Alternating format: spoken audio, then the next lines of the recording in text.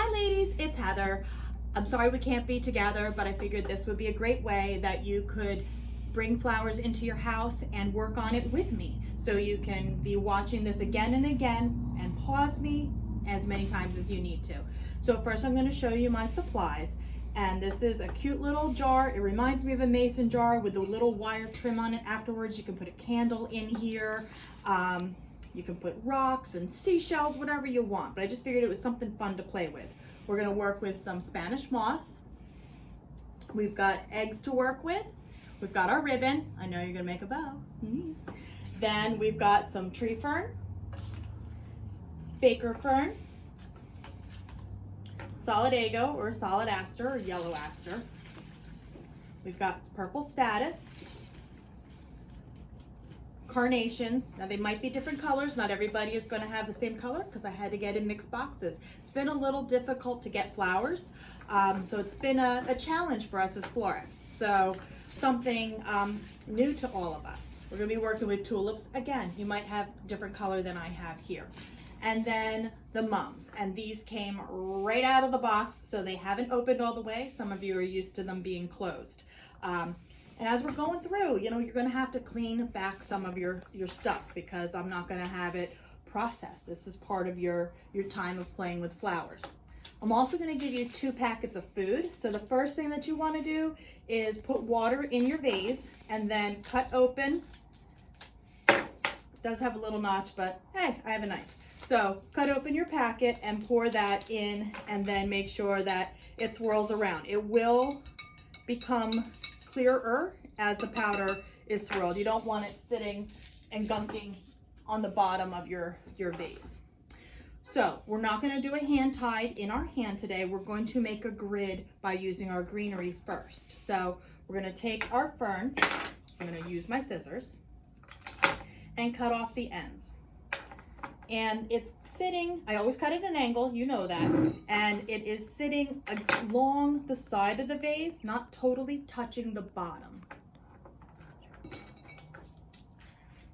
My camera person told me I needed to move my tree fern. That's my daughter Cammie, and she's been helping me this week as my delivery driver while she's doing online classes for college, because this is how it's going these days. Okay, she will give me some tips along the way so that you can see everything. So right now I have all 4 pieces of my fern. I'm gonna have her come over and take an aerial view. And then I'm gonna put in my tree fern while she's doing this. Thanks, Cammie. So again, I'm putting in my tree fern, again, angling it in, not going straight down. This will help to lock your flowers in place by putting all your flowers in at an angle. Okay, so now for the flowers. Yeah, probably better to get the flowers than me. I'm just saying. So I'm hoping that that's what Cammie is getting because I won't see this till after it's all done. The next thing that I'm going to pick are going to be my mums. And I've taken off the bigger leaves that are on the stem. I'm cutting them at an angle, of course. And again, working them in at an angle. You're going to have 2 different colors. You're going to have 3 stems, but 2 different colors. So you'll have 2 of one and 1 of another. I got a variety, so there's the yellows, the lavenders, the purples, and the whites. Okay, now the next thing that I'm going to put in is going to be my solid aster. I'm taking off the lower pieces, making sure my stem is very clean, cutting at an angle. I'm going to place 1 towards what I'm going to call the back of my vase. And I'm going to take 1 towards my front. Now this guy has some breaks, but in my vase they'll be held up, so they will be okay. And again, taking off the lower bottom pieces. And I'm going to put him more towards the front. I'm going to be leaving a little bit of room here to put in our nest. Now I'm going to nestle my nest on the greenery, and it's going to be propped up against the flowers. So I'm kind of leaving a space there while I'm working on my arrangement. Maybe my tree fern here in the front is too tall. So I'm going to trim that back because that's going to get in the way of that nest. The next thing that I'm going to put in is my tulips. They're a heavy stem. You'll want to take off the lower leaves. I'm leaving them on for you. They're always the ones that are a little bit more ratty, have breaks in them. So you just put what I did with the last one, push it on both sides and start to peel it back. If there is some pieces still left, I just take that off, or I trim it back with my knife a little bit to clean up that stem. Not necessary to clean up the stem, but just something that I do from time to time if I feel that it's going to snag on any of the other foliage or flowers in the vase. See how this leaf here is kind of what I'll call ratty, broken. Rip that puppy off and then take off these extra pieces here on the sides. There we go. Cutting it at an angle.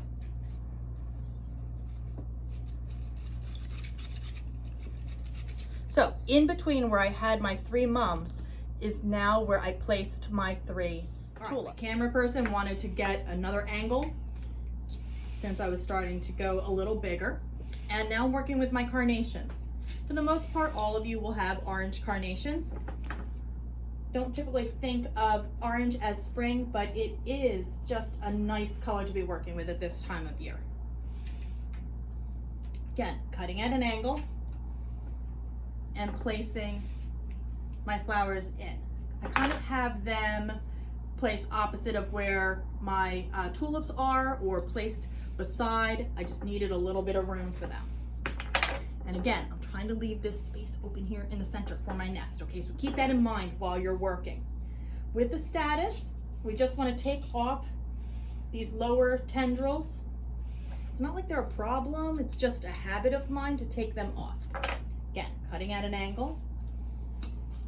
That piece there, I couldn't break. You know, sometimes I tell you that you can break some of the pieces apart. This one, you can. This side piece here is long enough to stand on its own. But how I'm gonna do it, I'm not gonna cut it off or break it off by itself. I'm gonna cut this part here, the center. So, watch me. At an angle, I cut off that top. Now this guy has a longer stem now that we can work with, okay? Again, cutting on an angle. I'm gonna get him into place. And then Status has these thick pieces, and with my knife, I just shave them off a bit if I feel that they are going to be a problem. Sometimes cleaner is better. Okay. So this is the vase arrangement. I'm coming in for an aerial view now. I'm going to spin it a little bit. The tulips will grow about 1 inch a day, and they will also open and close with daylight and nighttime. And they will also follow, they're phototrophic, so they will follow the light. So if you have sun coming in from this side of your arrangement, they will start to lean that way, or if your light source is right above, they'll start to curve upwards. And sometimes that could take a day or 2 for that to happen, so just keep your eye out for it. All right, so the next thing that we're gonna do is we're gonna make the bow. So, we have done this before, and I know all of you are groaning out there if this is not your favorite thing. You're also going to get a piece of bind wire. We have this wire that's already around the neck of our vase, so we are going to tie into that, okay? So, here we go, ladies. We're going to pinch in our fingers between our first finger and our thumb, and we're going to make a loop. I'm not going super big because I want to get quite a few loops here. Got my tongue hanging down low below. Take this and back it up behind. So right now what I have is a man's bow tie, okay? Or shoelaces when you tie your shoes. That's the look that we've got here. As of right now, the loop, the end of the tail, is behind your first loop that you made. So you're going to back it up either beside it or behind it, and always keep pinching in between your first 2 fingers and your thumb, okay? Keep that pinch tight. That will help in the end. This ribbon here, it doesn't matter. It's printed on both sides, so you don't have to worry about whether it's the right side or the wrong side, which I've talked about before. So again, you can just bring your bottom one back up into that pinch area where your fingers are. And then you're going to do the next. I still have a little bit left. Bring up and into the pinch. Good thing about a video, you can stop this, you can back me up, you can go forward, back and forth till you get this bow right. I want to see pictures of bows, not that you tied it around your vase and made a little bow with tails hanging down. I want to see a bow, ladies. Okay, so now you're going to have a tail about this big is good to work with. If it's a little longer, that's perfect too. So this is your tail. It's only one, but to make it two, you see how it's coming off to one side? You have to bring it in to the other side. I don't know if Cammie can come in and get a close-up of what I'm doing, because this is always the confusing part. It's coming out on my left, and I'm gonna bring it back, the tail end back in on the right, so that I'm making a complete circle in on itself. Okay, so that when I tie it with my bind wire, which is gonna go down under my thumb, one end of the bind wire below, one is above, and it's gonna go between my fingers, comes out on the back. And see where this was the tail that came in? See how I can now capture it in, and it's not gonna go anywhere. Once I twist, twist, twist tight, okay? So now it's not gonna come, I just ripped it out on purpose. I shouldn't have pulled so hard. Ah. Back in again, okay. And twist, twist, twist. It's not gonna come out on its own, only if you pull it. All right, trimming off this little edge here. Use your ribbon scissors for this. We have ribbon scissors or fabric scissors from your sewing kit to cut your ribbon. You can cut it on a dovetail, you can cut it on an angle, you can cut them straight. Now I have two tails, and it's wired ribbon, very easy to fluff out. Then we're going to put this bind wire through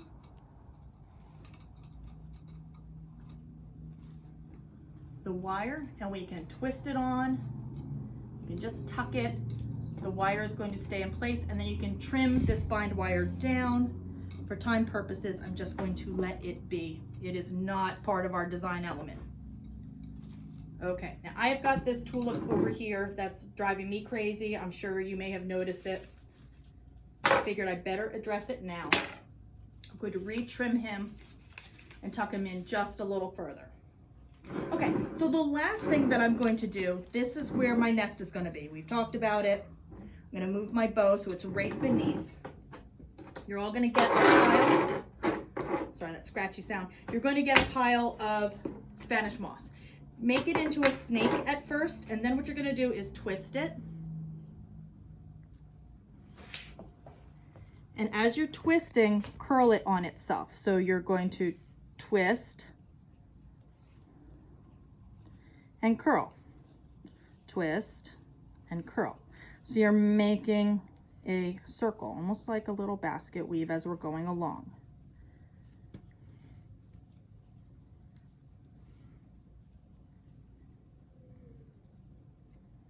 Now, the nice thing about Spanish moss is it kind of tucks in on itself because it's so meshy. So now we have, and it makes a little mess, so you might want to put newspaper down, hoping you're watching this video first, and then a second time to make it. So this is our little nest. Our nest is going to just sit right in on our greenery here. And then we're each going to get 3 eggs. They can just place right on here. Now, you could glue them into place, but if your vase is going to be somewhere where it's not going to get knocked, I wouldn't glue them into place. I would just keep it as is, because then after the holiday, you can just take your little nest out, take the eggs apart, pack these up. You can use this moss outside in the garden.